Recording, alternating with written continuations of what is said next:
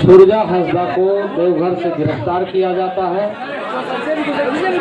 और 11 अगस्त को मुठभेड़ बताकर, इनकाउंटर बताकर डेथ बॉडी को पुलिस कब्जे में लेकर के आनन फानन में पोस्टमार्टम करा करके ये डिक्लेयर करता है कि पुलिस मुठभेड़ में उनकी मृत्यु हो गई। ये घटना ऐसा संदेहास्पद दृश्य को उत्पन्न करता है जिससे पूरे इस क्षेत्र के लोग उद्वेलित हैं। इस घटना की जानकारी हम सबको प्राप्त हुआ और प्राप्त होने के बाद में हम सब यहाँ पर एक प्रतिनिधि के रूप में, और मैंने कहा कि हम उनके परिवार से मिलेंगे और इसलिए आज यहाँ पर हम सब पहुँचे हैं। हमारे साथ अमर बावरी जी हैं, भानु प्रताप जी हैं, रणधीर जी हैं, हमारे लोबिन जी हैं, सुनील चौरन जी हैं, अमित मंडल जी हैं।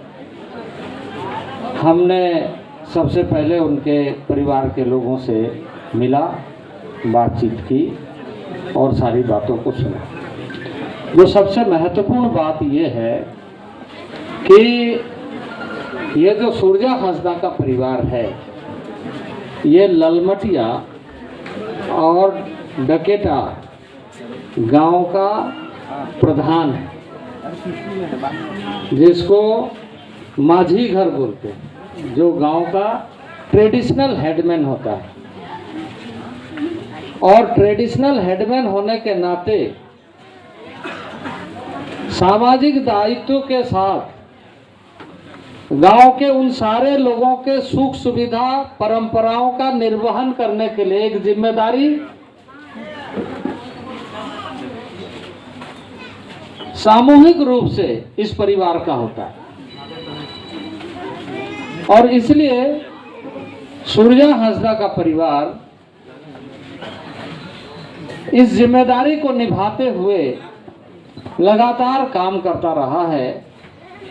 और यहाँ के विस्थापितों की बात, जो यहाँ के ट्राइबल्स हैं, जनजातीय समाज के हैं, क्योंकि माझी होने के नाते, माझी परिवार होने के नाते अभी भी उनकी माता जी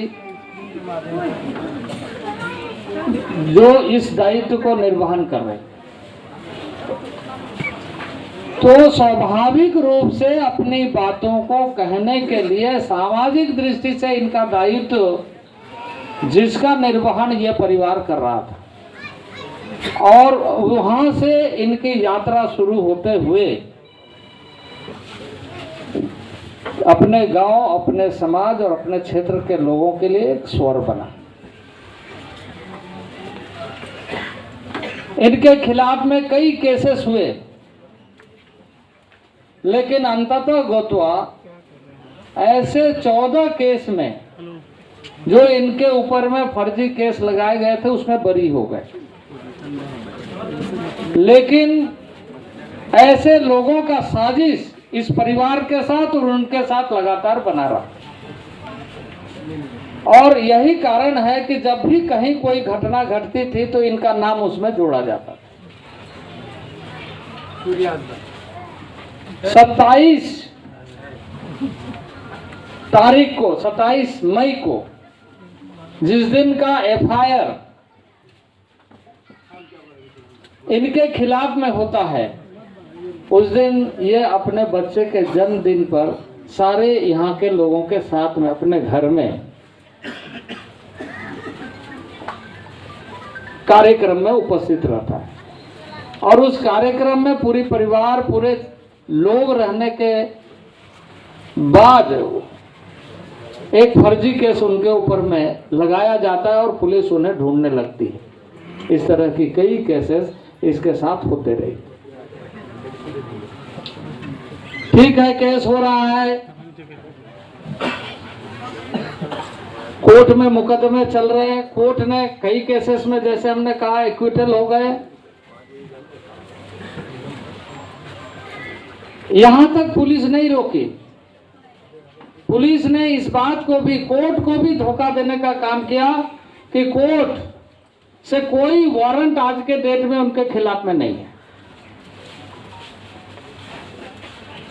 जिस पर उनको कहा जाए कि वो घर से बाहर है, भागा हुआ है। बगैर कोर्ट वारंट के उसको 10 तारीख को गिरफ्तार किया जाता है और 11 तारीख को घोषणा किया जाता है कि पुलिस भूत बेड़ में वो मारा गया। तो ये एक गहरी साजिश का हिस्सा है। ये यहाँ के परंपरागत व्यवस्था में जो दायित्व निभाने वाला परिवार है, परंपरा को ध्वस्त करने का, ऐसे लोगों का मुंह बंद करने का और ऐसे लोगों को हत्या करने का काम साजिश के तहत किया जा रहा है। और मैं समझता हूं कि यह साजिश का शिकार हुआ है। हम सब लोग यहाँ पर इनकी बातों को सुने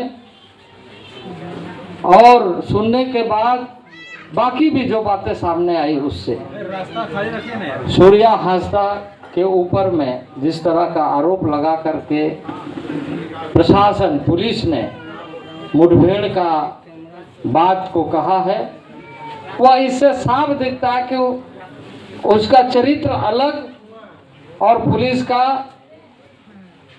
कहानी अलग। यहाँ पर आप देखिए 350 बच्चे उनके प्रांगण में स्कूल बना करके वो फ्री फूडिंग लॉजिंग, अब यहाँ उनके अभिभावक लोग भी आए हैं, बच्चे के बाकी लोग भी पहुंचे हुए हैं। आप उनसे पूछिए कि उन बच्चों को पढ़ाना लिखाना, आखिर पढ़ाता लिखाता कौन है? क्योंकि वो भविष्य में अच्छा देखना चाहते हैं। और जब कोई पढ़ता लिखता है तो वो राज्य और राष्ट्र के लिए अपना योगदान देने वाला बन जाता है। ऐसे कार्य करने वाले के साथ में इस तरह का घटना का कहानी गढ़ना, मैं समझता हूँ कि एक बहुत ही षड्यंत्र का परिणाम है। क्योंकि वो जहाँ इस तरह के सामाजिक सरोकारों से काम करते रहा, वहीं कई बार वो चुनाव लड़े, बहुत कम अंतर से 2 चुनाव हारे, लेकिन जनता के साथ यदि उनका संवाद नहीं रहता तो इतनी बड़ी संख्या में लोग मतदान क्यों करते? तो ये सारा कारण और भी कुछ चीजें हमें जानकारी है, क्योंकि ये जांच का विषय है। उन बातों को अभी हम उस तरीके से नहीं कहेंगे, बल्कि जांच एजेंसी कहे कि वो अपने जांच में। इसलिए हम सब की यहाँ पर अभी, क्योंकि आगे की रणनीति, क्योंकि किसी भी परिवार के साथ ऐसा नहीं होना चाहिए। सवाल इस बात का है, सवाल सिर्फ एक सूर्या हांसदा का नहीं, राज्य में किसी के साथ इस तरह का घटना नहीं घटना चाहिए। तो हमारा सबसे पहला कि निष्पक्ष तरीके से जांच करने की व्यवस्था होना चाहिए। दोबारा पोस्टमार्टम, क्योंकि जिस तरीके से, जिस साजिश का हमें संदेह है कि उन सारी चीजों को गड़बड़ झाला करने का प्रशासन जरूर कोशिश किया है, कर रहा है और करेगा। यहाँ के जितने लोगों से हमने बातचीत किया है, सबका यही कहना है कि जिस तरीके से, क्योंकि हम रास्ते में भी कई जगह रुकते हुए आए, लोगों से हमने बातचीत किया, पूछा, और उसमें ये बात सामने आई कि ये लिपापोती करने का मामला हो सकता है, क्योंकि इसमें साजिश में बहुत बड़े और बहुत सारे लोग भी हो सकते हैं, कारण भी हो सकता है। तो दोबारा पोस्टमार्टम हो, रिटायर्ड जस्टिस के माध्यम अध्यक्षता में कमेटी गठित हो और पोस्टमार्टम के स्पेशलिस्ट इसको फिर से पोस्टमार्टम करे और नया रिपोर्ट बने। साथ ही साथ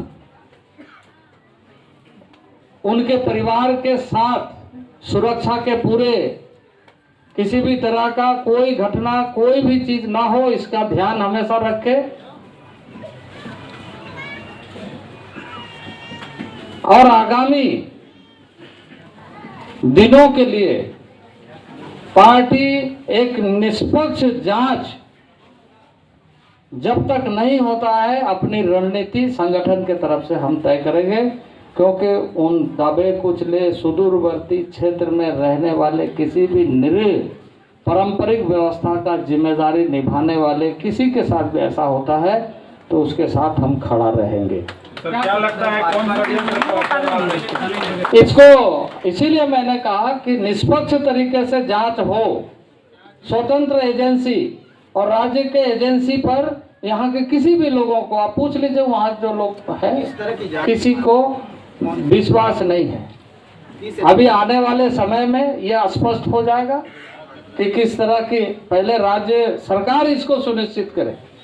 यदि राज्य सरकार आदिवासियों का नुमाइंदा है, राज्य सरकार अपनी परंपरागत व्यवस्था को बनाए रखना चाहता है, राज्य सरकार किसी परिवार को न्याय दिलाना चाहता है, तो सबसे पहले उन्हें ही मौका मिलना चाहिए कि वो इन सारे चीज़ों को स्पष्ट ढंग से स्पष्टीकरण दे।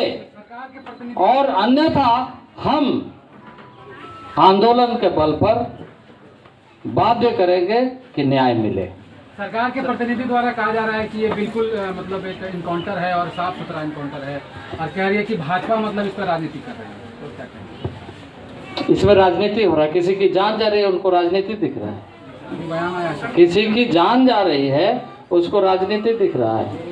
इस बारे में मैं टिप्पणी नहीं करूंगा, क्योंकि मैं राजनीति करने नहीं आया हूँ। मैं उनके परिवार से, उनकी माताजी से मिला, वो जिला परिषद के सदस्य रही है, उनकी वाइफ से हम मिले। हम यहाँ पर इस तरह का कोई बात नहीं कहेंगे, पर हाँ इनको न्याय मिले इसके लिए जरूर संघर्ष लड़ाई हम करेंगे। 4 दिन बाद भाजपा के आपके पूर्व विधायक का बयान आया है कि हम डरे सहमे हुए थे इस मामले के बाद। किससे डर रही थी सर भाजपा के विधायक नेता? अब देखिए, इस तरह के घटना घटेगी तो कोई भी आदमी आशंका जाहिर कर सकता है, कोई भी आदमी, आम आदमी असुरक्षित महसूस करे।